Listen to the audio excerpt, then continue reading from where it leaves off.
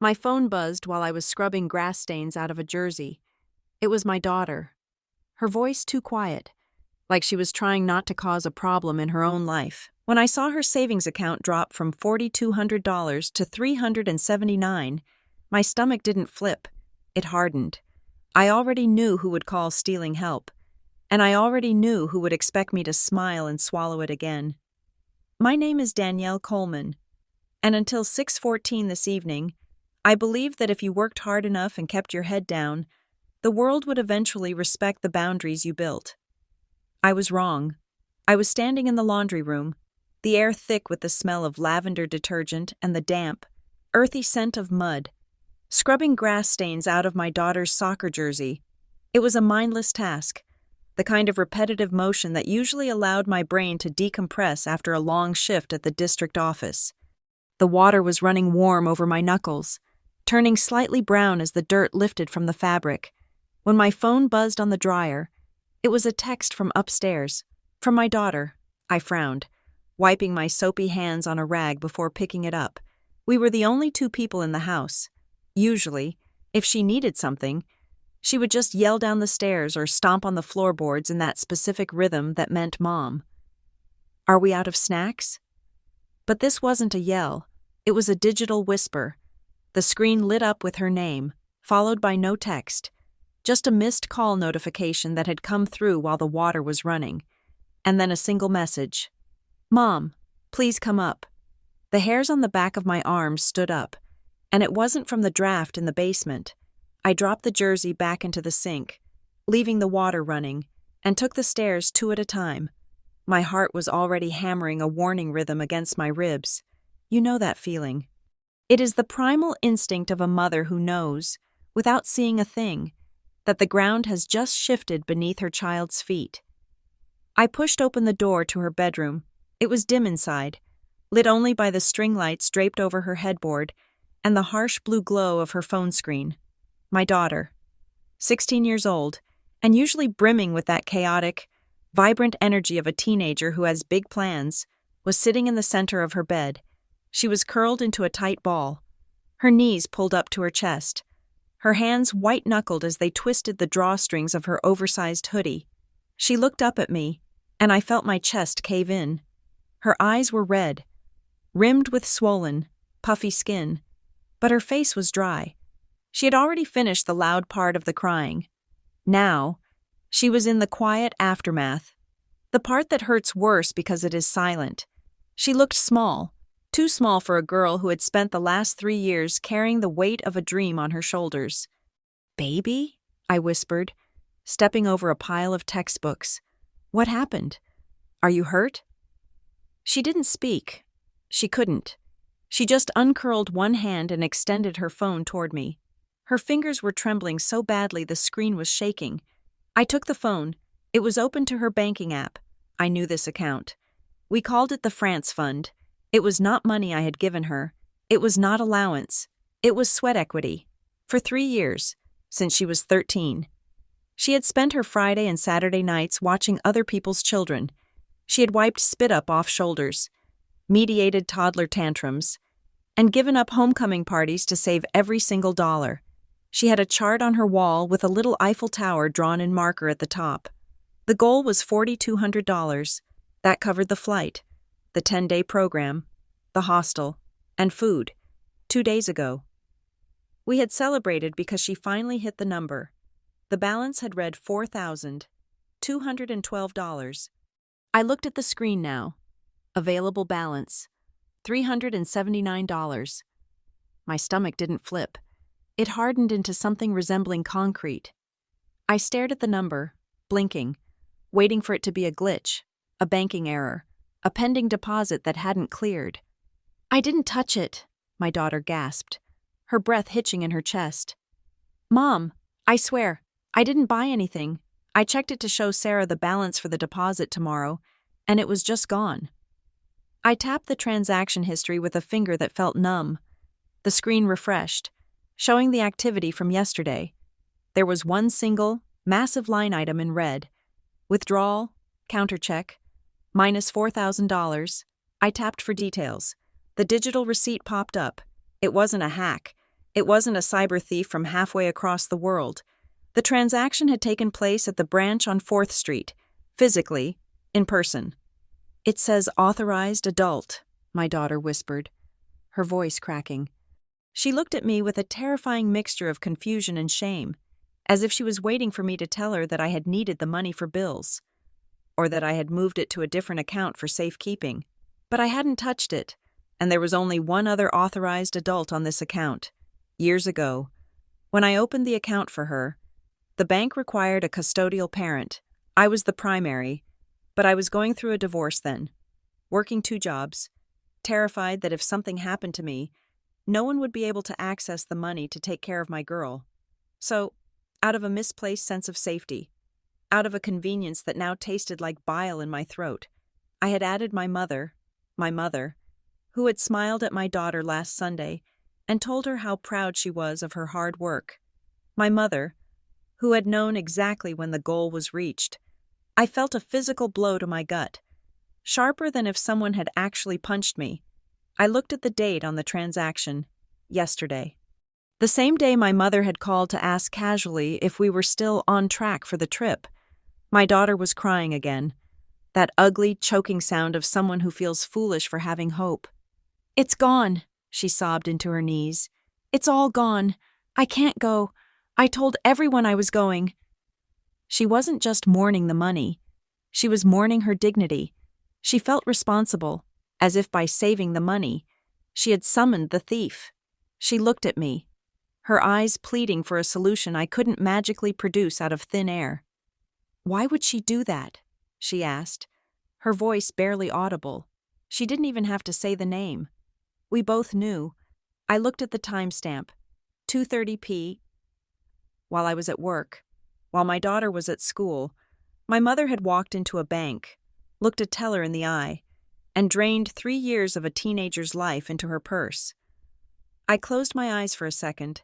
In that second, I saw everything. I saw the weekends my daughter came home exhausted at midnight.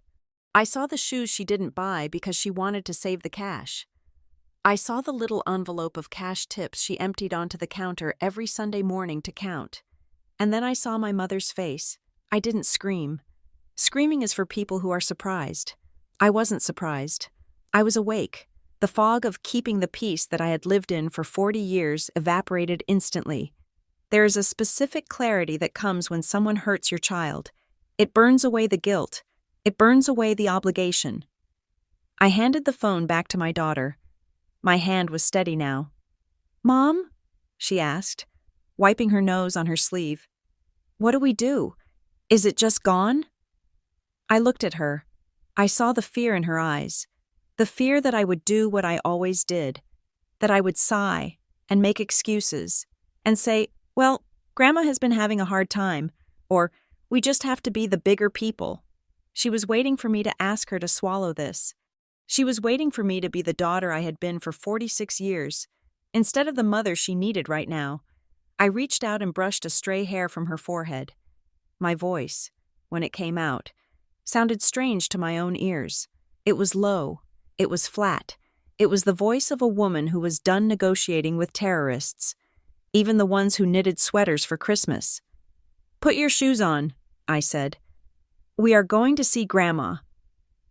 The drive to my mother's house was only 15 minutes, but in the suffocating silence of the car, it felt like we were traveling back through 3 decades of history. The streetlights flickered rhythmically over the dashboard, illuminating my daughter's face in brief, harsh flashes. She was staring out the window, her body pressed against the door as if she were trying to put as much physical distance between herself and the situation as possible. She wasn't crying anymore. She was waiting. That was the worst part. She was waiting for me to do what I had always done. She was waiting for the rationalization, as I gripped the steering wheel, my knuckles turning white. The denial I had used as a shield for years finally shattered. This wasn't a mistake. This wasn't a lapse in judgment. This was a withdrawal, both financial and emotional, that had been authorized long before yesterday. I had spent years telling myself that my mother's behavior was just her personality, that she was quirky or difficult, but ultimately well-meaning. but you cannot call it well-meaning when the damage always falls in the same direction. I thought about my daughter's 13th birthday. It was 3 years ago. We were still living in the small apartment before rent skyrocketed. And money was tight. My daughter hadn't asked for a party. She hadn't asked for clothes. She had asked for a laptop. It didn't have to be new. She had said a refurbished one was fine. She wanted it to write stories and do her homework without having to wait for the library to open. I had saved for 4 months to get her a decent used model. But I had told my mother about it, thinking she would be pleased by her granddaughter's modesty. On the day of the party, my mother swept in with a box wrapped in gold foil that was far too large to be a computer. The room had gone quiet. My daughter's eyes had widened, a flicker of genuine excitement breaking through her usual reserve. My mother had placed the box on the table, smiled at the birthday girl, and then turned 45 degrees to the right. "Happy birthday to our little writer," she had said, but then she handed the box to my sister. Tiffany. I remembered the air leaving the room. Tiffany wasn't even having a birthday. It was just a Tuesday for her, but my mother had explained, with a breezy, terrifying casualness, that Tiffany had a job interview coming up and needed to look the part of a professional. Inside the box was a designer handbag that cost more than my car payment. My daughter sat there, 13 years old, holding a slice of melting ice cream cake, and watched her grandmother bestow a $600 reward on her aunt for simply existing. When I confronted my mother later, she had waved a dismissive hand and said I was being sensitive. She said, "Children need to learn that the world doesn't revolve around them." I swallowed the bile rising in my throat as I turned onto the connector road. I had let that happen. I had told my daughter that Grandma just got confused sometimes. I had smoothed it over because fighting my mother was like fighting a weather system. You didn't win. You just endured the storm until it passed. Then there was the promotion, 18 months ago. I finally landed the program director position for the Regional Youth Sports League. It came with a raise, benefits, and the first real sense of security I had felt since my divorce. I called my mother from the car, breathless with the news. I wanted her to say she was proud. I wanted one moment where my achievement was the headline. She had said, "That is wonderful, Danielle, truly." I had barely exhaled a sigh of relief before she finished the sentence. "Since you will be making so much more now, you can finally pitch in properly for Tiffany's engagement party. The venue she wants requires a $5,000 deposit by Friday." She didn't ask. She assigned, in her mind. My success was only valuable insofar as it could subsidize my sister's lifestyle. I was the majestic, steady draft horse, bred to pull the carriage so the show ponies could prance, and like a fool, I had written a check for $1,000 just to stop the guilt trip, telling myself it was a gift, not a ransom. I glanced over at my daughter. She was picking at a loose thread on her jeans. For 3 years, she had babysat. She kept a ledger, a physical black and white composition notebook. Date, time, family name, hourly rate, tip, total. She treated it like a business. She missed Friday night football games. She missed sleepovers. She saved birthday checks and Christmas cash. My mother loved to brag about this to her friends at the community center. I had heard her on the phone, her voice dripping with performative pride, saying, "Oh yes, my granddaughter is so industrious. She is saving for Europe. Such a hard worker." But when the phone hung up and the audience was gone, the tune changed.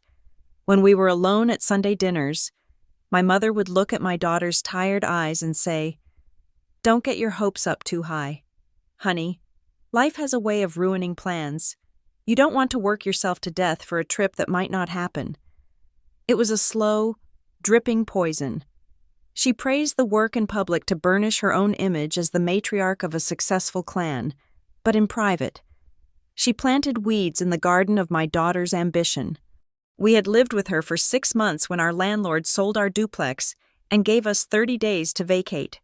Those 6 months were the education my daughter never should have had.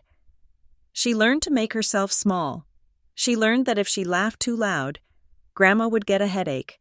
She learned that if she left a book on the coffee table, it was clutter. But if Tiffany left her gym bag in the hallway, it was just because she was busy. My daughter shrank. She folded herself into corners, trying to be a ghost in her own home so she wouldn't be a target. When we finally moved out into our own townhouse, I hugged her in the empty living room and promised her that it was over. I promised her that this was our fortress, our sanctuary. I told her that her money, her time, and her space were hers again, but I had left the gate unlocked. When we opened that savings account, the banker had suggested adding a second adult for emergencies. If I got into a car accident, if I was incapacitated, someone needed to be able to access the funds for my daughter. I didn't have a husband. I didn't trust my ex. So, I put down the name of the only other woman who had been there my whole life. I told myself it was for convenience.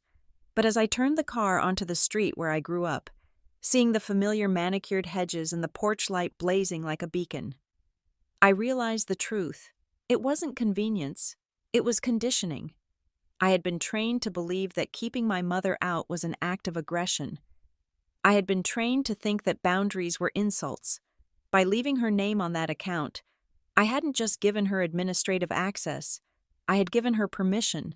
I had signaled that despite everything, despite the 13th birthday, despite the engagement party shakedown, despite the snide comments, I still considered her the matriarch.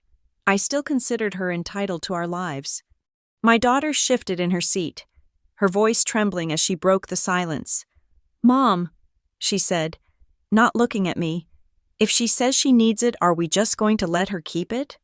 The question hung in the air, heavy and sharp. She wasn't asking about banking regulations. She was asking if she mattered enough to me. She was asking if I was going to ask her to be the bigger person again. She was asking if she had to pay the price for my inability to stand up to my mother. I pulled into the driveway. My mother's car was there, alongside my sister's convertible. Of course, they were probably inside right now, planning the wedding, using my daughter's sweat and tears to pay for appetizers. I put the car in park and turned off the engine. The silence returned, but this time it felt different. It wasn't the silence of fear. It was the silence of a fuse burning down. I turned to my daughter. "No," I said. My voice was steady, louder than it had been in years. "We are not letting her keep a single penny, and we are not going to be nice about it." I saw a flicker of shock in her eyes, followed by something that looked painfully like hope. I got out of the car and slammed the door. I didn't check my makeup in the mirror. I didn't rehearse a polite greeting. I marched up the walkway to the house where I was raised, the house where I had learned to surrender. And for the first time in my life, I wasn't coming as a daughter, I was coming as a creditor, and I was coming to collect. The porch lights at my mother's house were blazing when we pulled up, casting a theatrical, almost aggressive glare across the manicured lawn. It looked less like a home and more like a stage set for a play about a perfect suburban family. I cut the engine, but before I could even unbuckle my seatbelt, the front door swung open. My mother stood in the frame, backlit by the warm glow of the foyer chandelier. She was wearing a cream-colored cardigan and holding a glass of white wine, looking for all the world like a woman who had spent her evening reading a book. Not robbing her granddaughter, she didn't wait for us to knock. She waved, a broad, welcoming gesture that made my stomach churn with its artificiality. "Danielle, and there is my baby girl," she called out, her voice pitching up into that sugary, grandmotherly register she reserved for audiences. What a nice surprise. Come in, come in. I was just thinking about making tea." She acted as if we were dropping by for a casual Tuesday night chat. She acted as if she hadn't driven to the bank 5 hours ago and committed a felony against her own blood. I got out of the car. My daughter followed, moving slowly, her head down, hiding her swollen eyes behind the curtain of her hair. We walked up the driveway. The gravel crunched under my boots, sounding like bones breaking in the quiet night. My mother stepped aside to let us in, leaning forward to kiss my cheek. I pulled back sharply. Her lips hit the air near my ear. She blinked, her smile faltering for a microsecond before she smoothed it back into place. Someone is in a mood, she teased lightly, closing the heavy oak door behind us. The lock clicked with a sound of finality. Did you have a hard day at the district? Danielle? Come on into the living room. Tiffany is on her way over later to look at flower arrangements. I didn't move toward the living room. I stood dead center in the foyer, on the expensive Persian rug she had bought the year I was struggling to pay for my daughter's braces. I reached into my pocket and pulled out my phone. I had already taken a screenshot of the transaction, zooming in so the numbers were large and undeniable. I held the screen up to her face. It was inches from her nose. "What is this?" I asked. My voice was not loud. It was dangerously level. My mother looked at the screen. She didn't squint. She didn't look confused. She didn't ask what she was looking at. Her eyes flicked to the red negative sign, then to the amount, and finally back to me. The smile on her face slipped. It didn't disappear, but it chattered, sliding sideways for exactly half a second before she reset her expression. It was a look of mild inconvenience, the way one looks when they are reminded of an unpaid parking ticket. "Oh," she said. She took a sip of her wine. I just borrowed it temporarily." The air left the room. "Borrowed?" I repeated. "Yes, borrowed. Relax. Danielle," she said, waving her free hand dismissively. "I needed to put down the deposit for the venue for Tiffany's wedding. The coordinator called and said if we didn't pay by 5 o'clock today, we would lose the date. You know how much she wants that specific Saturday in June." Beside me, my daughter made a sound that I will never forget. It was a sharp, jagged intake of breath that turned into a sob before she could stop it. "That is my France money," she choked out. Her voice was thick with betrayal. "Grandma, I saved that for 3 years. I worked for that." My mother sighed. It was a loud, exasperated sigh, the kind she used when a waiter got her order wrong. She looked at my daughter not with sympathy, but with annoyance. "Oh, stop crying, honey," she said. "It is not gone. It is just moved. You are 16 years old. You have your whole life to travel. Europe isn't going anywhere." "I am supposed to pay the school tomorrow," my daughter cried, her hands balling into fists at her sides. "If I don't pay, I lose my spot." "Well, then you go next year," my mother said, turning to walk toward the living room as if the conversation were over. "Or after college. Honestly, 16 is too young to go running around foreign countries anyway. But a wedding is a once-in-a-lifetime event. Your aunt deserves to have her day perfect. We all need to make sacrifices for family." I felt a coldness spread through my veins. It started in my chest and moved out to my fingertips, numbing the shaking that had threatened to start. This was the logic I had grown up with, the logic that said Tiffany's desires were emergencies, and everyone else's needs were optional. "Make sacrifices?" I asked, stepping into her path. "You stole $4,200 from a child. You didn't ask her.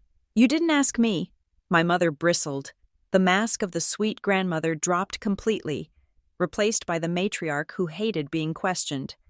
"I am the authorized adult on that account, Danielle," she snapped. "Legally, I didn't steal anything. I managed the funds, and I decided that a family wedding was a higher priority than a high school field trip." "Did you ask her?"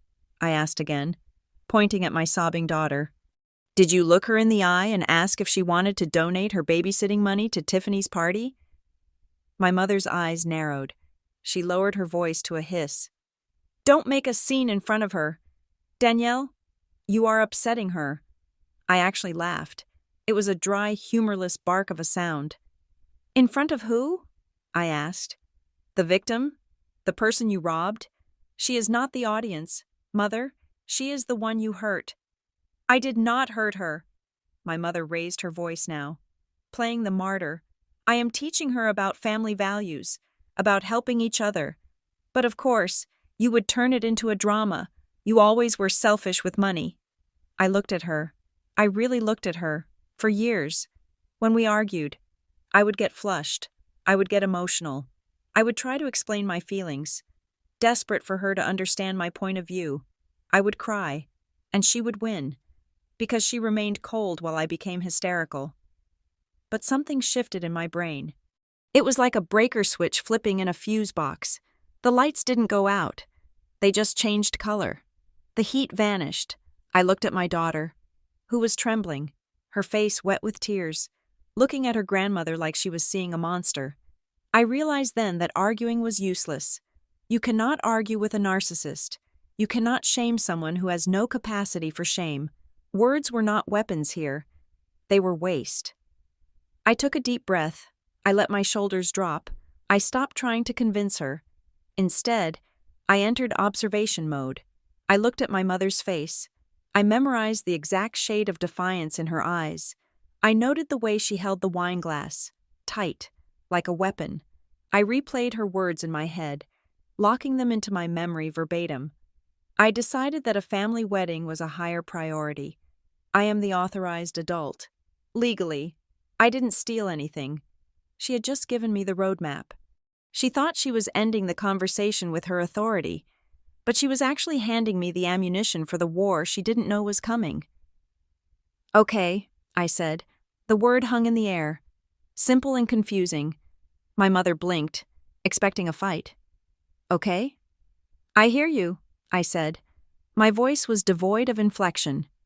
You used the money for the venue deposit. It is done. Exactly, my mother said, relaxing slightly, thinking she had won again. I knew you would be reasonable. We will figure out a way to pay her back slowly. Maybe Tiffany can give her a little something after the wedding gifts come in. Right, I said. I turned to my daughter. I didn't offer false comfort. I didn't tell her it was okay. I just put my hand on her shoulder. A firm, grounding weight. We are leaving, I said. Leaving? My mother looked offended. But I haven't even told you about the catering, and Tiffany will be here in 10 minutes. We are leaving, I repeated. I opened the front door. The cool night air rushed in, cleansing the stale perfume of the foyer. You are being childish, Danielle, my mother called after us, following us to the porch. Running away just because you didn't get your way. Don't you dare turn that girl against her family. I didn't answer. I didn't look back. I walked my daughter to the car, opened her door, and waited for her to get in. I walked around to the driver's side, my movements precise and mechanical. As I backed out of the driveway, I saw my mother standing under the porch light, wine glass in hand, shaking her head in disappointment. She thought this was just another tantrum. She thought I would cool off, call her in 2 days, and apologize for being difficult. She thought the hierarchy was intact. She had no idea that I wasn't running away. I was simply retreating to gather my artillery. She wanted to talk about what was legal? Fine, we would talk about what was legal. She wanted to talk about authorized adults? We would see exactly what an authorized adult could do. I drove in silence until we turned the corner and the house disappeared from the rearview mirror. Then, and only then, did I let out the breath I had been holding. It wasn't a sigh of defeat. It was the exhale of a sniper who has just acquired the target. When we walked back into our house, the silence was different. It wasn't the heavy, suffocating silence of victimhood that had filled the car on the way there. It was the sharp, electric silence of a command center. I didn't tell my daughter to go to bed, even though it was past 10 o'clock. I told her to get her laptop. We sat at the kitchen table. I opened my MacBook and created a new folder on the desktop. I didn't name it Mom or Family Issues. I typed in all caps, France/2026/evidence. I logged into the bank portal. The screen refreshed, showing the hollowed-out balance of $379. I didn't wince this time. I took a screenshot. I downloaded the monthly statements for the last 3 years, every single PDF that showed a deposit from babysitting money. I found the emails from the school outlining the payment schedule, specifically the one bolded in red that stated the first installment of $2,000 was due within 48 hours. I printed everything. The printer hummed and spat out sheet after sheet, a physical paper trail of my daughter's labor and my mother's theft.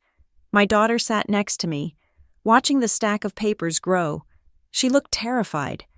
Not of me, but of the reality being solidified in ink and toner. By documenting it, we were making it real. We were admitting that this wasn't a misunderstanding, it was a crime. The next morning, I didn't send her to school. I called the attendance office and told them she had a family emergency. It wasn't a lie. We drove to the bank branch on 4th Street, the one with the faux brick facade where my mother had walked in yesterday, and smiled at a teller while destroying my daughter's year. We sat across from the branch manager, a man named Mr. Henderson, who wore a tie that was too wide and a smile that was too tight. I placed the printed statement on his desk. "I need the withdrawal slip." I said, "I need to see the signature." He hesitated, tapping his keyboard. He looked at the screen, then at me, then at my daughter who was shrinking into the oversized leather chair. "Mrs. Coleman," he said, his voice dropping to that patronizing volume men use when they think a woman is about to become hysterical. "I can see the transaction here. Since the withdrawal was made by an authorized signer on the account, we don't typically pull the physical slip unless there is a fraud dispute.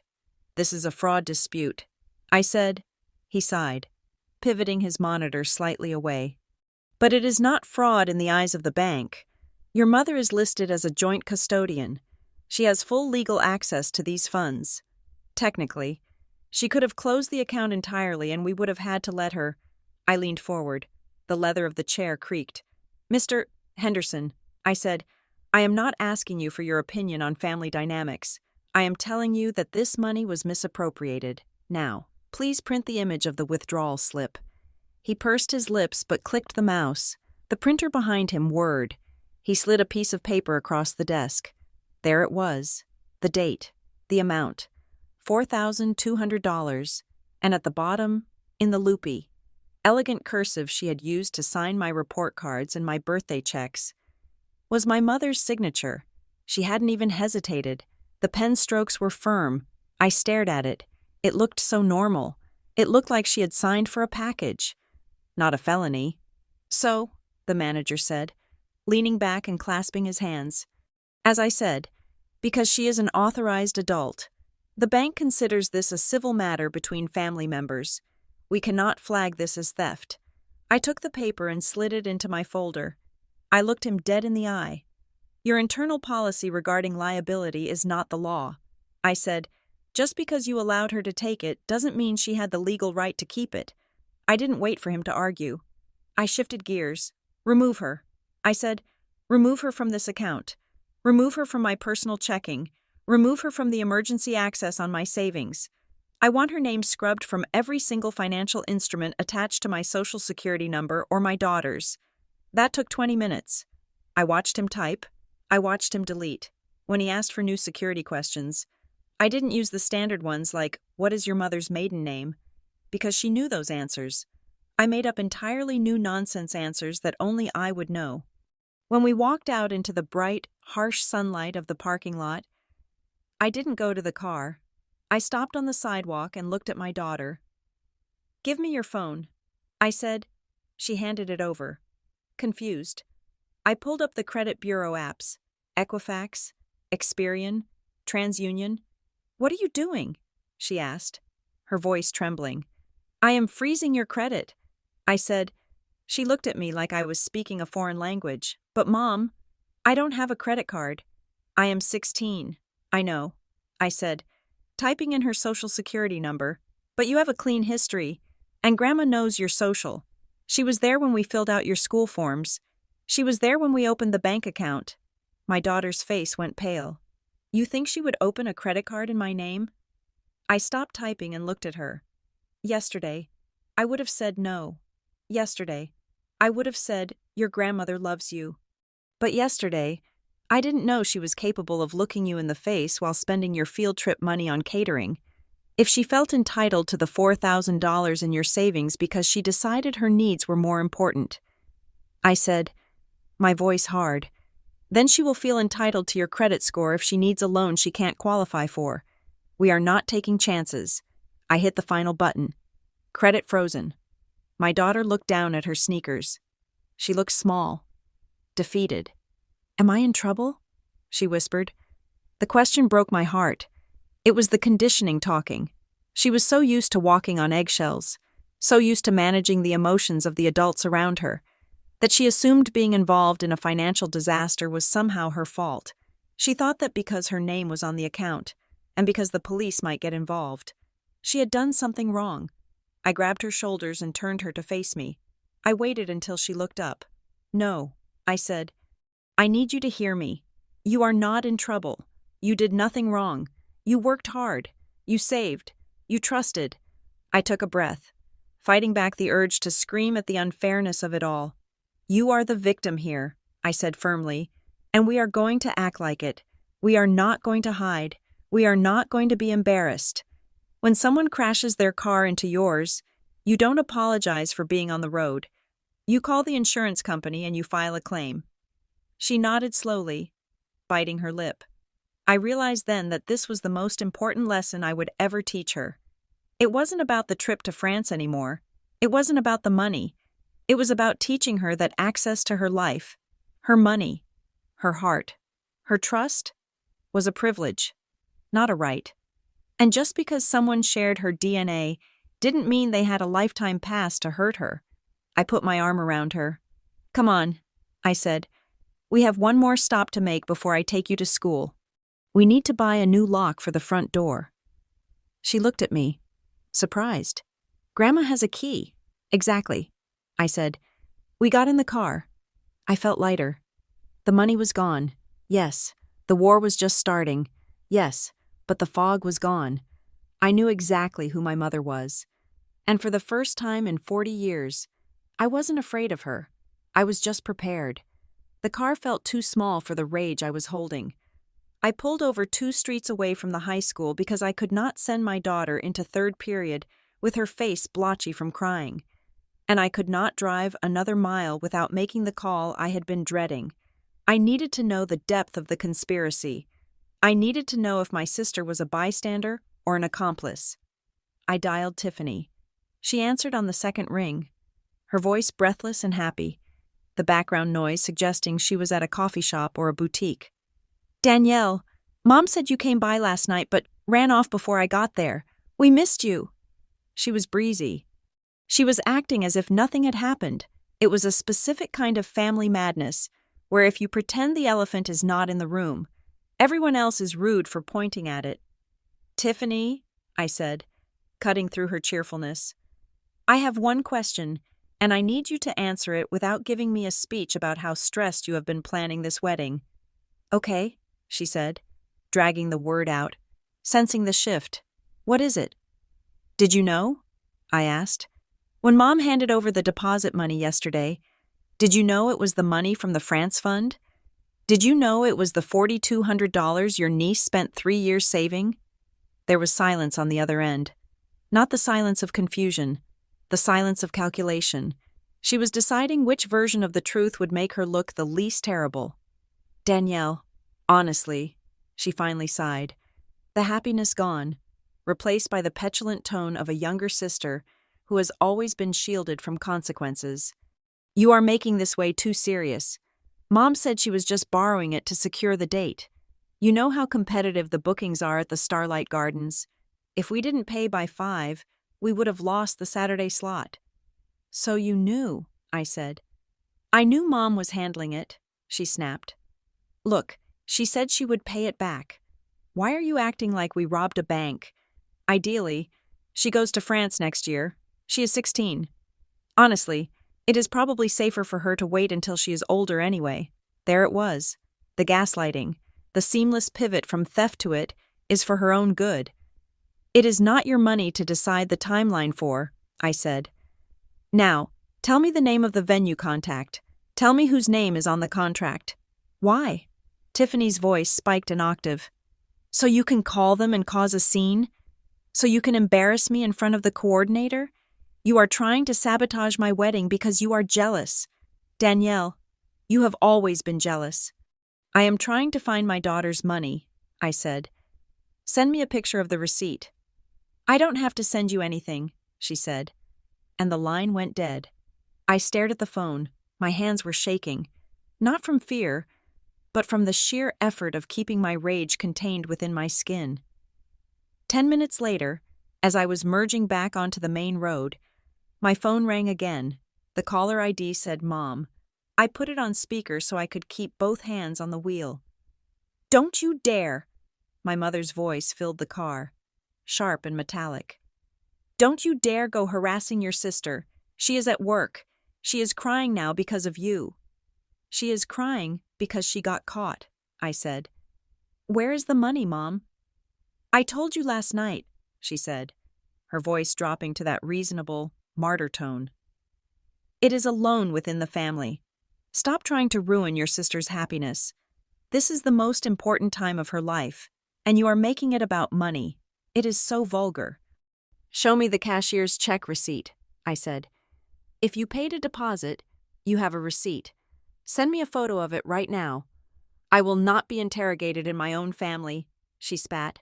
"I am your mother. I do not answer to you. You should be ashamed of yourself, stressing everyone out over a field trip when your sister is trying to build a life." She hung up. They were closing ranks. It was a classic maneuver. When the scapegoat fights back, the system tightens.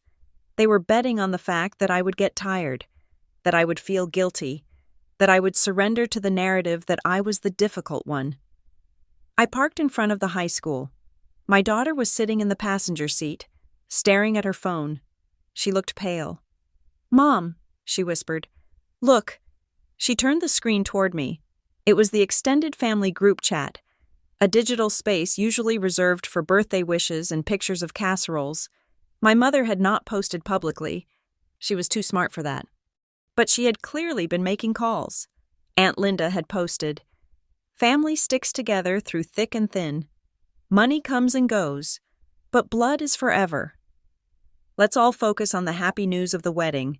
My cousin Mike had added, "Kids these days are so entitled. I didn't go to Europe until I was 30. People need to learn patience." Uncle Robert wrote, "Danielle, call me. You need to calm down.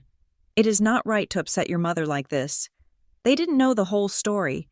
They only knew the version my mother had spun, the version where I was the greedy, unreasonable daughter attacking the benevolent matriarch. I took my phone. I didn't reply to Linda or Mike. I typed a single message into the main chat. "From this moment forward, no one is to contact my daughter regarding this financial matter. If you have an opinion about my parenting or my mother's theft of $4,000, you speak to me.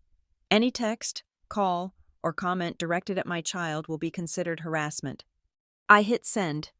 The chat bubbled with typing indicators, then stopped. They were shocked. I had used the word theft. I had broken the polite silence. "Mom," my daughter said, her voice trembling. She was reading the messages I couldn't see, the private ones that might be slipping through, or just the weight of the public ones. She curled her shoulders inward, making herself small again. Maybe I should just tell them it is okay," she said, looking down at her lap. "I don't want to be the reason everyone is fighting. I don't want to ruin Aunt Tiffany's wedding. Maybe I can just not go." Her words hit me harder than my mother's insults. It was a physical slap. I looked at her, this bright, hard-working girl who had spent 3 years scrubbing other people's dishes and watching other people's kids, and I saw her learning the lesson I had spent my entire adult life trying to unlearn. She was learning that her boundaries were an inconvenience to others. She was learning that her dreams were secondary to someone else's comfort. She was learning that to be good, she had to let people rob her and say thank you. "No," I said. I unbuckled my seatbelt and turned to face her. "Listen to me," I said, my voice fierce. "You are not ruining anything. You did not cause this fight. You are not the problem because you want to keep what you earned. Do not ever, ever let them convince you that your silence is the price of their love." I took her phone from her hand and turned it off. "We are not folding," I said. "We are not apologizing, and we are certainly not skipping France." I looked at the school building. "Do you want to go to class?" I asked. "Or do you want to help me finish this?" She looked at the blank screen of her phone, then at me. She took a deep breath, wiping her eyes. "I don't have any money left to help," she said. "We don't need money for the next part," I said. Putting the car back in gear, We just need the truth. And I think I know exactly where to find it. The office of Marcus Thorne was the opposite of my mother's house, where her home was filled with soft fabrics, warm lighting, and the suffocating perfume of forced intimacy. This room was cold, sterile, and smelled faintly of lemon furniture polish. It was a place where emotions went to die and facts went to be filed. I sat in a stiff leather chair, watching Thorne flip through the binder I had assembled. He was a man who looked like he had been born wearing a gray suit. He didn't offer me coffee. He didn't ask how I was feeling. He just read. He paused at the composition notebook, my daughter's handwritten ledger of babysitting jobs. He traced a finger down the column of dates and times, noting the specific entries for the Miller family, the Johnsons, and the weekend overnights. "This is good," he said, his voice flat and professional. He looked up at me, adjusting his wire-rimmed glasses. "The main issue with joint accounts is usually proving ownership of the funds," he explained. "The bank sees two names, so they assume 50-50 ownership or that either party has full rights. However, this ledger combined with the pattern of deposits matches the account history perfectly. It establishes that the funds were the sole earnings of a minor and that your mother's name was merely custodial." He closed the file. "We have a strong case for unjust enrichment and conversion," he said. I nodded. I didn't feel triumphant. I felt tired. "What are my options?" I asked. Thorne leaned back, steepling his fingers. "We have two paths," he said. "Path 1 is criminal. You can file a police report for theft. Given the amount is over $1,000. It is a felony in this state. The district attorney might pick it up, especially since the victim is a minor." I stared at the diploma on the wall. A felony, my mother in handcuffs. It was a nuclear option. As much as I hated her right now, I knew that path would burn the family to the ground in a way that could never be rebuilt. And more importantly, the criminal system was slow. My daughter needed the money now. "What is path 2?" I asked. "Civil demand," he said. "We draft a formal legal letter. We state the facts. We demand the immediate return of the $4,200. We attach a deadline. If she fails to pay, we file a lawsuit in small claims court or civil court, and we ask for legal fees on top of the principal." He paused, looking at me with a clinician's eye. "Usually, the threat of public exposure and a recorded judgment is enough to make family members settle," he added. "People like to steal when it is quiet. They do not like to steal when it is on public record. Draft the letter." I said, "I want the deadline to be short." I continued, "The first payment for the school trip is due this week. I don't want to give her a month to come up with excuses." 72 hours, Thorne suggested. "That is standard for a demand of this nature.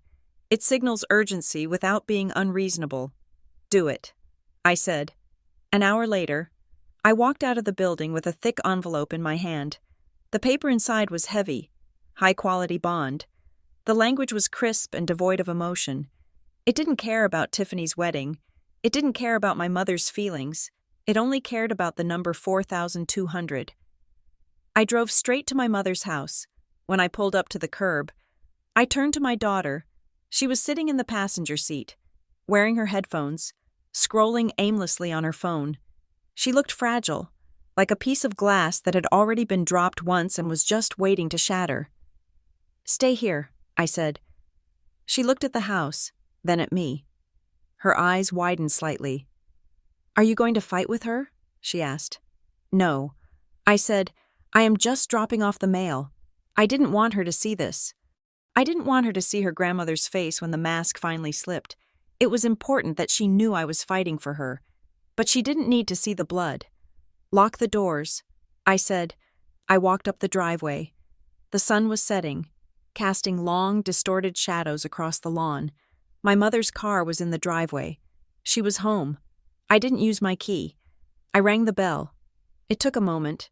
When the door opened, my mother was wiping her hands on a dish towel. She looked annoyed, likely expecting a solicitor. When she saw me, her expression shifted instantly to a smug, tight-lipped smile. She thought I had come to apologize. She thought I had come to beg for peace.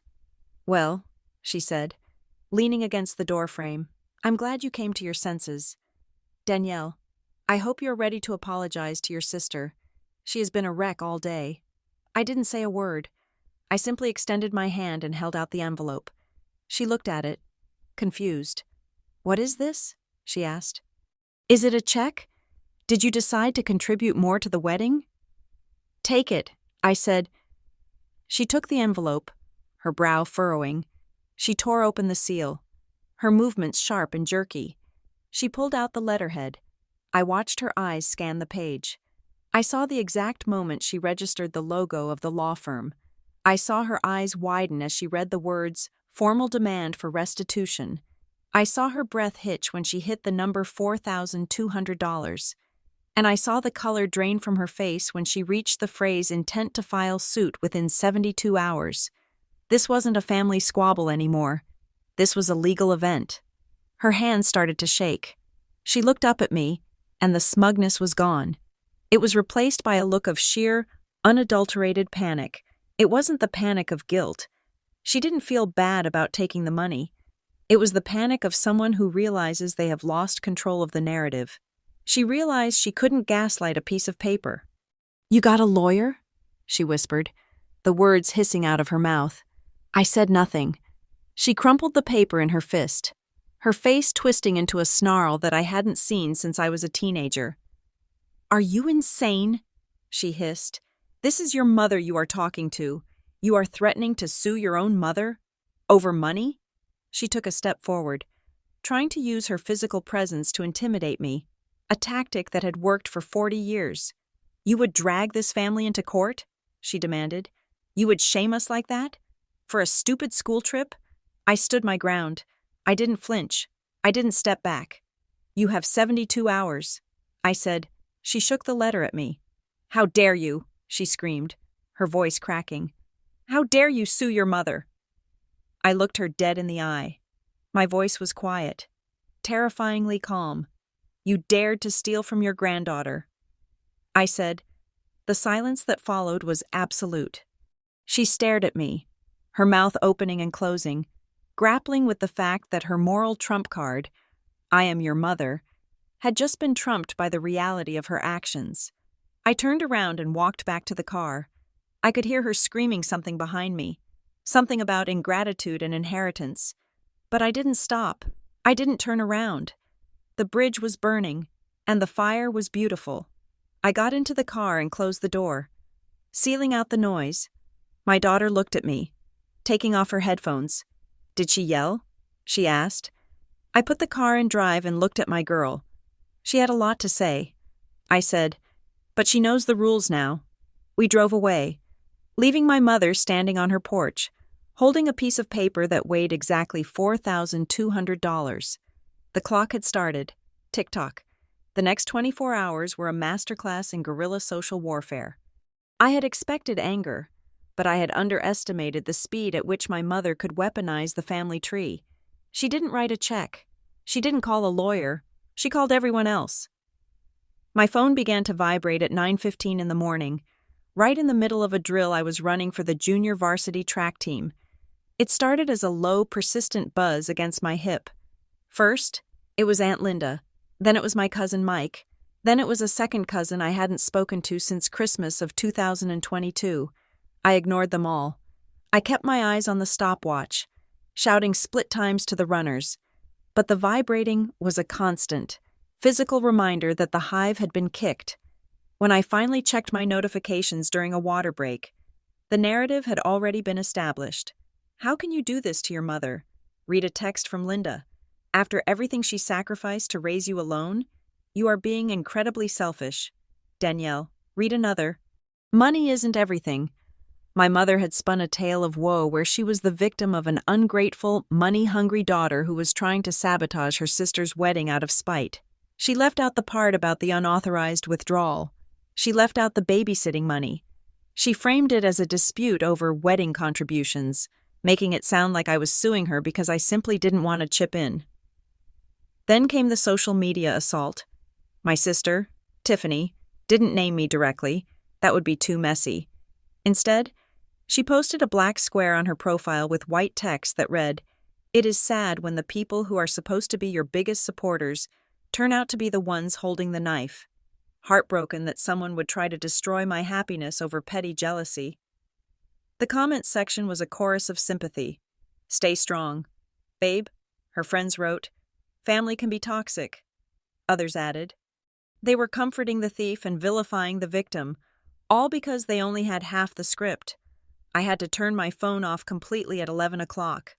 I was in a meeting with the district athletic director, discussing budget allocations for the fall season, and my pocket was literally jumping every 30 seconds. I apologized, pulled the device out, and powered it down. It felt like I was silencing a screaming child. But the worst part wasn't the noise outside. It was the silence inside my own house when I got home. My daughter was sitting at the kitchen table, her homework spread out but untouched. She looked pale. She had seen the post. She had probably received texts, too, before I confiscated her phone, or perhaps her cousins had reached out on other apps I hadn't thought to block. When I walked in, she didn't say hello. She looked at me with eyes that were heavy with a guilt that didn't belong to her. "Mom," she said, her voice barely a whisper. "Maybe we should just stop." I put my keys on the counter, the metal clinking sharply against the granite. "Stop what?" I asked. "Stop fighting," she said. She picked at the corner of her notebook.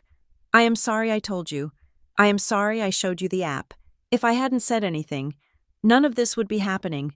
Everyone is mad at you because of me." I felt like someone had reached into my chest and squeezed my heart until it stopped beating. This was the damage I had feared more than the financial loss. My daughter was internalizing the dysfunction. She was learning the twisted logic of our family, that the person who points out the fire is the arsonist, not the person holding the matches. I walked over and sat down across from her. I waited until she looked at me. "Listen to me," I said. "I need you to hear this. You did not cause this, but Aunt Tiffany is crying." She said, "Grandma is upset. They are upset because they are facing consequences." I said firmly, "You apologizing for being robbed is like apologizing to a burglar for having nice things. We are not doing that."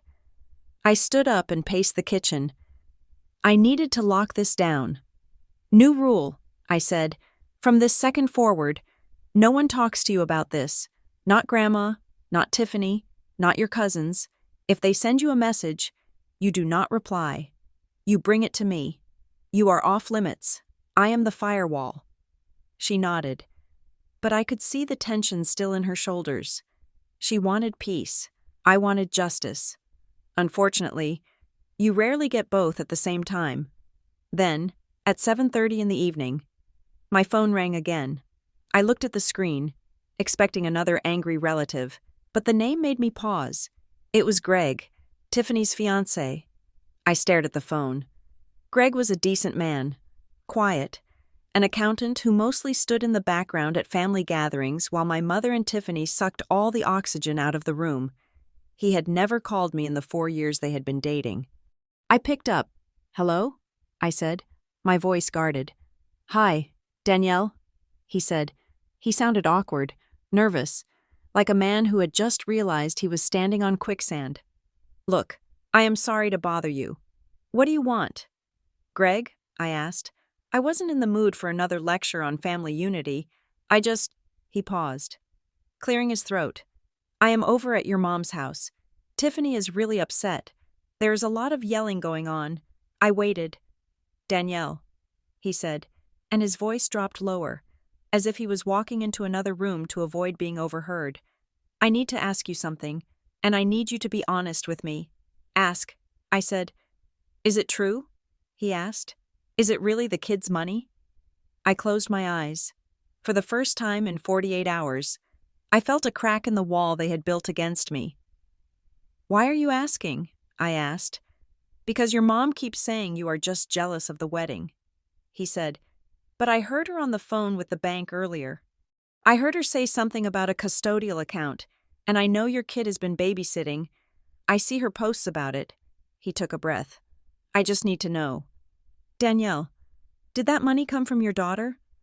I didn't beg him to believe me. I didn't get emotional. I switched to speakerphone. went to my photo gallery, and opened the folder labeled Evidence. I am sending you a text right now. Greg, I said. I attached the screenshot of the withdrawal slip with my mother's signature. I attached the bank statement showing 3 years of deposits labeled Babysitting. I attached the email from the school showing the trip cost. Check your messages. I said. The line was silent for a long time. I could hear the faint sound of Tiffany's voice in the background on his end. Shrill and complaining, then I heard the ping of the text landing. I waited.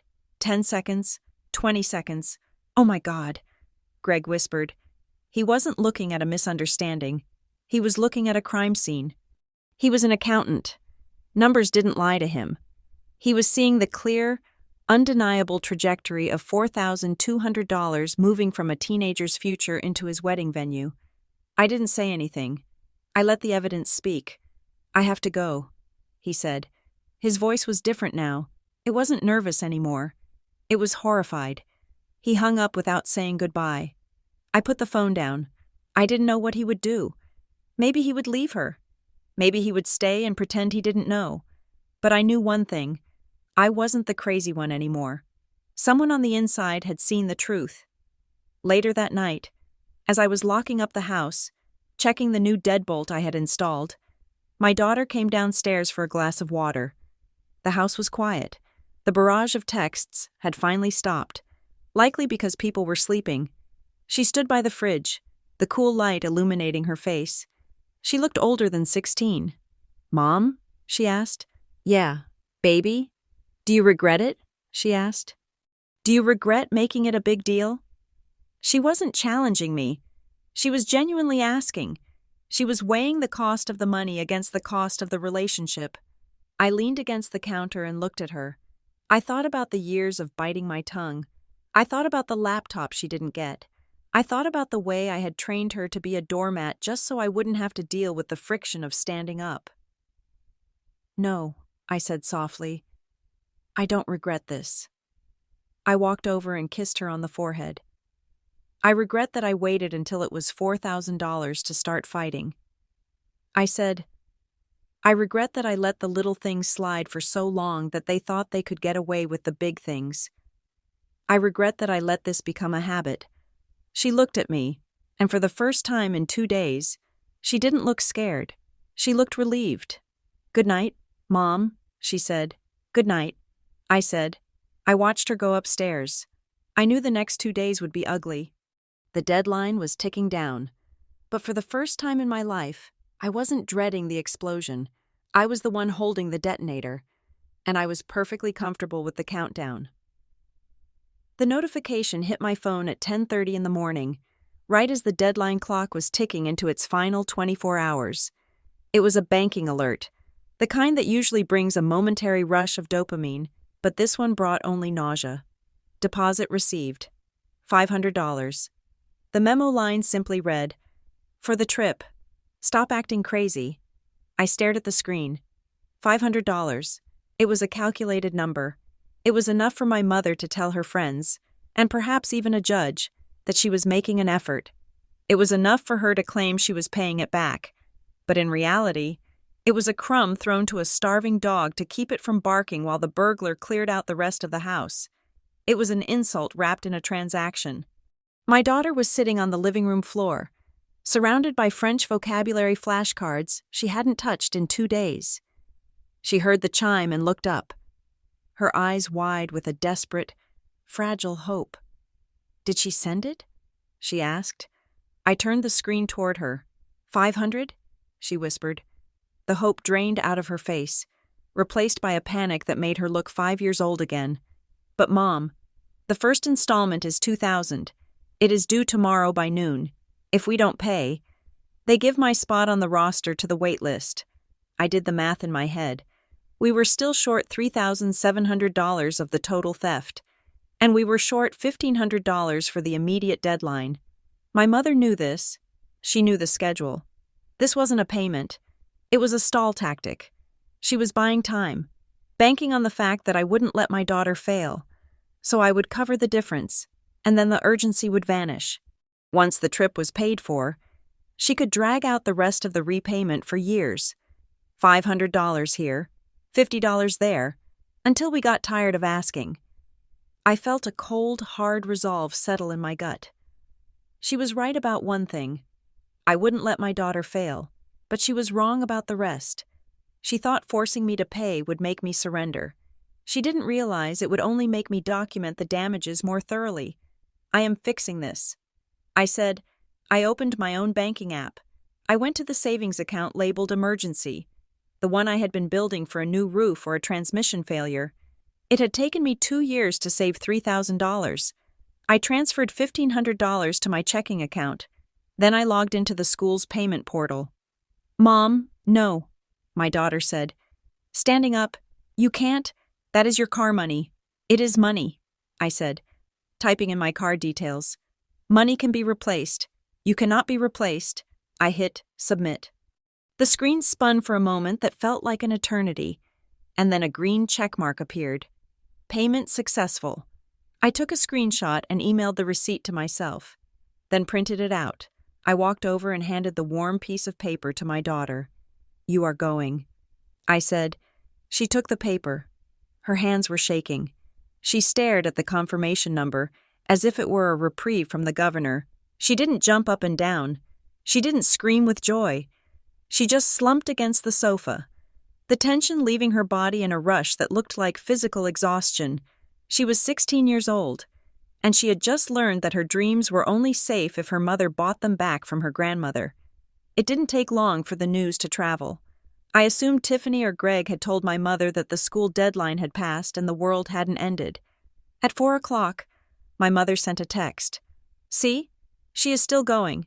You made everyone miserable for 2 days over nothing. Hope you are happy." I stared at the words. The audacity was breathtaking. She truly believed that because the problem was solved, the crime hadn't happened. She thought that because I had covered her theft, she was exonerated. I typed back a single sentence. "She is going because I protected her from you. Not because you have a conscience." I didn't wait for a reply. I blocked her number again. An hour later, my sister Tiffany texted, "Can we meet? Just us. Coffee shop on Main. Please, Danielle. We need to talk like adults." I debated saying no. I didn't want to hear her excuses, but I needed to know where the battle lines were drawn. I needed to see if Greg's realization last night had shaken anything loose, or if Tiffany was still fully entrenched in the family delusion. I left my daughter at home with a pizza and drove to the coffee shop. Tiffany was already there, sitting at a corner table. She wasn't wearing her usual bridal glow. She looked tired, her makeup slightly patchy. But on the table in front of her, next to her latte, was a notebook. I sat down. I didn't order anything. "Make it fast," I said. Tiffany sighed, clasping her hands on top of the notebook. She looked at me with that pitiable expression she used when she wanted to borrow clothes she would never return. "Danielle," she started, "we need to de-escalate this. Mom is a wreck. Her blood pressure is up. You know she isn't young." I said nothing. I just looked at her. "Look," she continued, opening the notebook. "I have been thinking. Mom shouldn't have taken the money without asking. I get that. But suing her? Threatening legal action? That is nuclear. Danielle, we are family." She pushed the notebook toward me. It had a list of bullet points. "I have a proposal," she said, her voice gaining a rehearsed confidence. "Mom pays back the $500 she sent today. Then, after the wedding in June, we set up a payment plan, $100 a month. And in exchange, you drop the legal demand and apologize to the family chat for the hostile tone." I looked at the paper. Apologize for hostile tone. I looked up at my sister. "You want me to apologize?" I asked. "Well, you were really aggressive," she said, shrugging. "You hurt a lot of feelings. Aunt Linda is really mad." I realized then what this was. This wasn't a peace offering. This was an attempt to restore the status quo. They didn't want forgiveness. They wanted compliance. They wanted me to go back to being the bank, the fixer, the one who swallowed the glass so no one else would cut their feet. They wanted me to finance her wedding with my daughter's trauma and say thank you for the privilege. I stood up. The chair scraped loudly against the floor. You can tell Mom that the deadline stands, I said. Danielle, sit down, Tiffany hissed, looking around at the other customers. You are being unreasonable. Greg said you sent him some stuff, and frankly, it is creepy that you are keeping files on Mom. I laughed. It was a dark, sharp sound. It is called evidence, Tiffany. I said, and tell your fiancé to check the timestamp on those files. I didn't start keeping them until the money went missing. I leaned down, placing my hands on the table, invading her space. Here is the reality. I said, I am not apologizing. I am not waiting until June. And I am certainly not caring about Aunt Linda's feelings. You have 48 hours left on the demand letter. If the full balance isn't in my account by then, the sheriff will be serving papers at your rehearsal dinner. Tiffany's jaw dropped. You wouldn't try me? I said. I walked out. I didn't look back. I felt the vibration of my phone in my pocket. Probably Tiffany calling me names, or calling Mom to report my insolence. But I didn't care. When I got home, the house was quiet. My daughter was in the kitchen, washing her plate. She looked up when I walked in. She saw the look on my face, the hard, flat look of a soldier coming back from a skirmish. Did you see Aunt Tiffany? She asked. I nodded. Is she still mad? She is. I said, they all are. They want us to pretend it didn't happen so they can feel good about themselves. My daughter dried her hands on a towel. She moved slowly, deliberately. She wasn't the weeping child she had been 2 days ago. The theft had stripped away her innocence, but it had replaced it with clarity. Mom, she said. Yeah? I don't want to see Grandma anymore, she said. The words hung in the air, heavier than the lawsuit, heavier than the money. She didn't say it with anger. She said it with a terrifying finality. I don't want to go to Sunday dinner. She continued, I don't want to go to the wedding. I don't want her to hug me and tell me she loves me. Because she doesn't. You don't steal from people you love. I looked at my child, who was suddenly an adult. My mother had been so worried about losing $4,000, or losing face, or losing control. She hadn't realized that while she was busy counting her coins. She was losing something far more valuable. She had lost access. I walked over and hugged my daughter. I held her tight. You don't have to. I said, I promise you, you never have to see her again if you don't want to. And I meant it. The money was just paper. The lawsuit was just logistics. But this was the real consequence. My mother had saved her deposit for the venue, but she had paid for it with her granddaughter's presence, and unlike the bank account, that balance could never be restored. My sister's text came through while I was wiping down the kitchen counters, trying to scrub away the lingering energy of the coffee shop meeting. It wasn't the angry diatribe I expected. It was something far more pathetic, which made it far more dangerous. Mom told me that she knew you would be upset, Tiffany wrote. But she said you would understand eventually because you are the strong one. You always figure things out. I stared at the screen, the sponge dripping soapy water onto the floor. You always figure things out. That was the epitaph of my relationship with them. It wasn't a compliment. It was a curse. It was the justification they used to bleed me dry. Because I was competent. I was obligated to fix the disasters created by their incompetence. Because I could handle pain. I was designated to carry it. I typed back a question that had been gnawing at the back of my mind since the coffee shop. A detail that hadn't seemed important until Tiffany mentioned that Mom had handled the paperwork. Tiffany, I wrote, who is listed as the primary client on the Starlight Gardens contract? 3 dots bubbled up immediately, then stopped, then bubbled again. I don't know, she replied. Mom took care of the booking deposit back in November. I just picked the menu. Why? Just curious. I typed. I put the phone down. My heart began to beat with a slow, heavy rhythm. November. I remembered November. I remembered a frantic call from my mother while I was at work. She was at the venue with Tiffany, trying to secure the date. But there was an issue with the credit card reader. Or perhaps her card had been declined. The story was vague. As it always was when my mother discussed money, she had put me on speakerphone with the event coordinator, a woman named Sarah. and asked me to vouch for them so they could hold the slot until she brought a check the next day. I remembered giving my information over the phone. I remembered an email arriving minutes later asking for an electronic signature to guarantee the hold. I had signed it on my phone, in between meetings, without reading the fine print, because that is what you do when your mother is frantic and you are trained to be the fixer. I walked into the living room, sat down on the sofa, and opened my laptop. I didn't go to the banking portal this time. I went to my email archives. I searched Starlight Gardens. There it was, November 14th, 2025.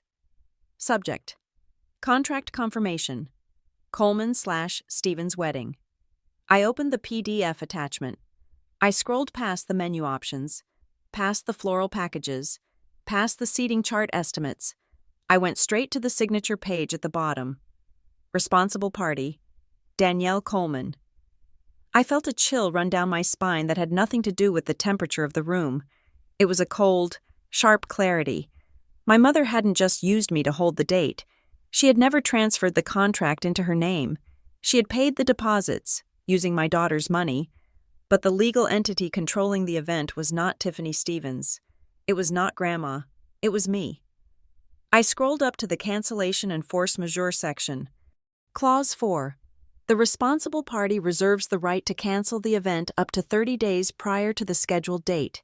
In the event of cancellation, all deposits are non-refundable, and the date will be immediately released to the venue's wait list. I checked the date. We were 3 months out. I sat back, the laptop warm on my knees. I felt a strange sensation in my chest. It was the feeling of power returning to a place that had been empty for a long time. They thought they held all the cards. They thought that by holding the money hostage, they controlled the game. They didn't realize that while they were playing checkers with cash. I held the deed to the board. My mother thought she was clever. She had kept the contract in my name to protect her own credit score. Or perhaps just out of laziness, assuming I would never check. She assumed that my love for my sister, or my fear of family conflict, would keep me in line. She never imagined that I would actually read the terms. I didn't call Tiffany. I didn't call my mother. I didn't rush to the lawyer to update him. I just sat there and read the clause again. The date will be immediately released. The Starlight Gardens was the most exclusive venue in the county. Their wait list was 2 years long. If a Saturday in June opened up, it wouldn't stay open for 24 hours. It would be gone before the ink on the cancellation email was dry. My phone buzzed again. It was my mother. I heard you are harassing your sister again. The text read, "Let me be clear. Danielle, if you do anything to ruin this wedding, if you make one move to spoil Tiffany's happiness, you are done.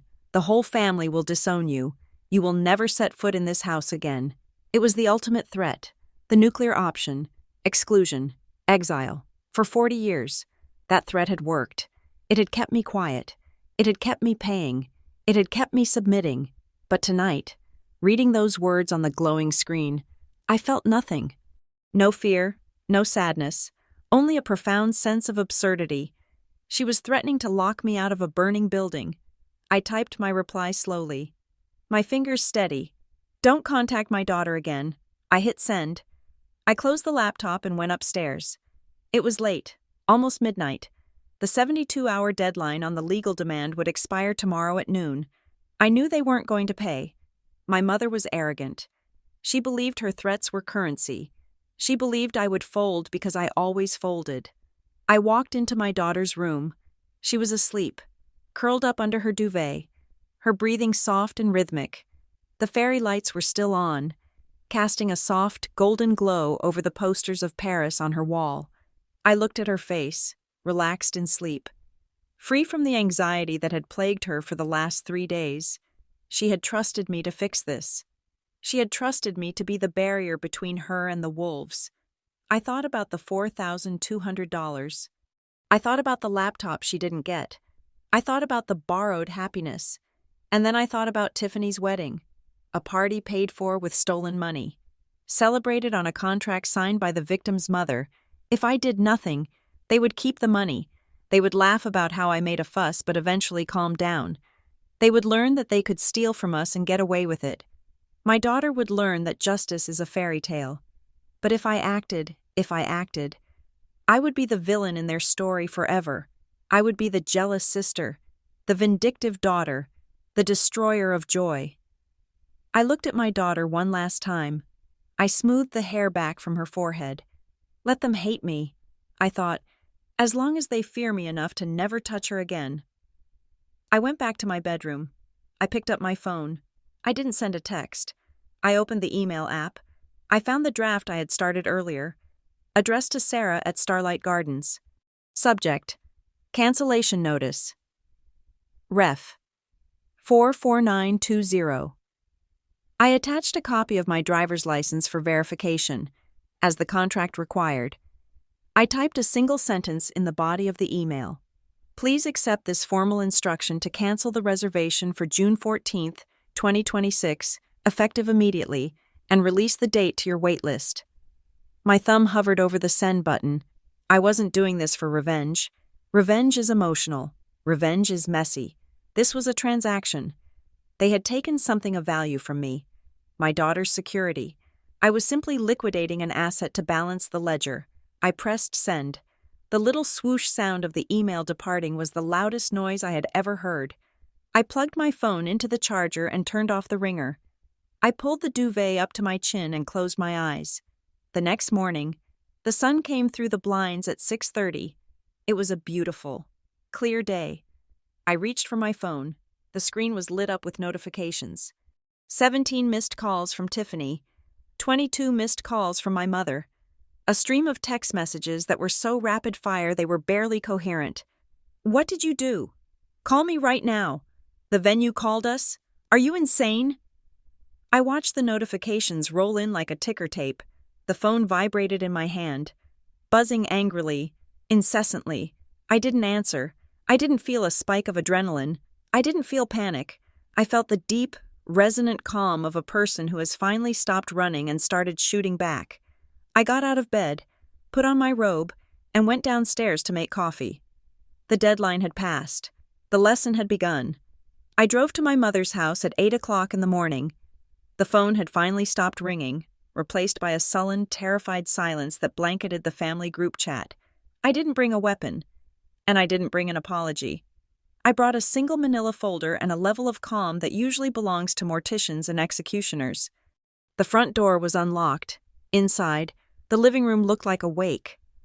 My sister Tiffany was sitting on the sofa, her face blotchy and swollen, clutching a tissue box. My mother was pacing the floor, wearing her silk robe like a suit of armor. Her phone pressed to her ear as she tried, presumably, to beg the venue coordinator to reverse time. When I walked in, the air in the room changed. It became heavy, pressurized. My mother hung up the phone and turned on me. Her eyes were wild. You, she spat, her voice shaking with a rage that vibrated the china in the cabinet. You actually did it. You called them. You canceled my daughter's wedding. I stood near the entryway. I didn't raise my voice. I didn't cancel a wedding. I said, I canceled a reservation. Tiffany let out a wail that sounded more like a siren than a sob. You are a monster, she screamed. How could you do this to me? It is a once-in-a-lifetime event. I nodded slowly. You are right, I said. A wedding is a once-in-a-lifetime event, and you were about to pay for it with a once-in-a-lifetime theft. My mother stepped forward, her finger pointing at my face. You had no right, she screamed. That contract was for the family. You had no right to touch it. I opened the manila folder. I pulled out the original agreement from November, the one I had signed electronically while standing in a grocery line because my mother's credit card had been declined and she needed a responsible party to secure the date. I held it up. Look at the name on the bottom line. I said. My mother stopped. She stared at the paper. It doesn't say Tiffany Stevens. I said, it doesn't say Grandma. It says Danielle Coleman.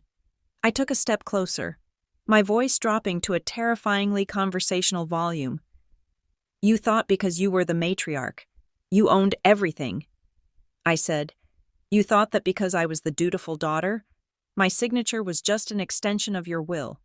You forgot that in the real world, outside of this house, A signature is a legal instrument. I didn't just have the right to cancel it. Mother, I was the only person who could. I pulled out the second piece of paper. The email confirmation I had received at 6:31 that morning. The venue has released the date. I read aloud.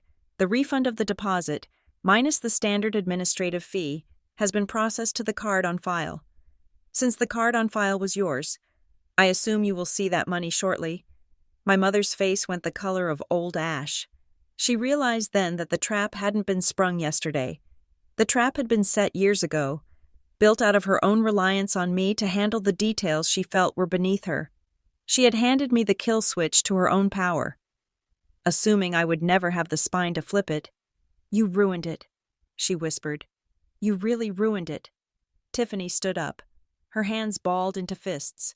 "I hate you," she screamed. "I hope you die alone. I hope your daughter hates you as much as I do." She was hysterical, flailing in the wreckage of her entitlement. But before she could launch herself at me, the front door opened again. It was Greg. He was wearing his work clothes, but his tie was undone. He looked exhausted. He looked like a man who had been staring at a ceiling fan for 8 hours, wondering who he was sleeping next to. "Greg," Tiffany cried, running toward him. Tell her she is crazy. She canceled the venue. We have to fix this." Greg didn't hug her. He didn't even look at her. He looked at me, then at the folder in my hand, and then at my mother. He walked past Tiffany and stood in the center of the room. "Is it true?" he asked my mother. His voice was quiet, but it cut through the hysteria like a knife. My mother straightened her spine, trying to regain her composure. "Greg, honey, it is a misunderstanding. Danielle is having a breakdown. Did you take the kids' money?" Greg interrupted. My mother blinked. It was a loan. "Stop," Greg said. He held up a hand. "Just stop." He turned to Tiffany. She froze, the tears stopping instantly as she saw the look in his eyes. It wasn't anger, it was disgust.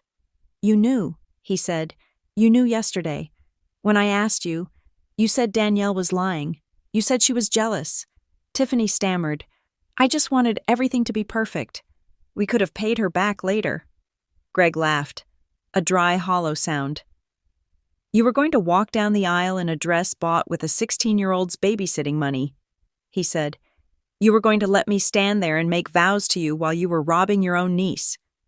He took a ring off his finger. It wasn't his wedding band. He didn't have that yet. But it was the engagement ring Tiffany had given him. A matching set. He placed it on the coffee table. "I am not marrying into this," he said.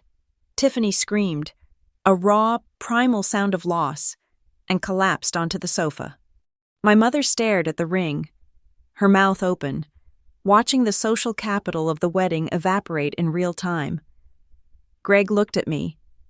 He nodded, once, a silent acknowledgement between the only two sane people in the room. Then he turned and walked out the door. The silence that followed was absolute. I turned to my mother. She looked old. For the first time. She looked her age. The power was gone. The manipulation had failed. She was just an old woman standing in a living room with a canceled party and a broken family. I put the folder down on the table next to the ring. "Here is how this ends," I said. My mother looked up at me. "You are going to transfer the remaining $3,700 to my account right now." I said, "I don't care where you get it. I don't care if you have to cash out a CD or sell your jewelry. You have 10 minutes. She started to open her mouth. "And," I continued, cutting her off, "you are going to sign a document removing yourself as an authorized user on every account I own, and you are going to agree, right now, that you will never contact my daughter again unless she reaches out to you first." My mother let out a bitter laugh. "You are blackmailing me?" "No," I said, "I am giving you a discount. The price of the wedding was $40,000. The price of getting me out of your house today is less than $4,000. It is a bargain." She looked at Tiffany, sobbing on the couch. She looked at the door where Greg had left. She looked at me. She knew she had no cards left. She pulled out her phone. Her fingers were shaking so badly she had to type the passcode twice. I watched her do it. I watched her transfer the money. I waited until the notification pinged on my own phone in my pocket. "It is done," she whispered. "Now get out." I nodded.